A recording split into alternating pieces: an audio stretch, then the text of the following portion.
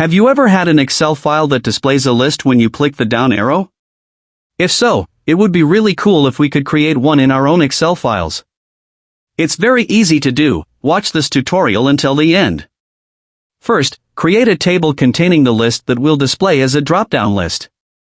Then, select all the contents of the table except the column headers and change the name in the name box. For example, I renamed it to program_study.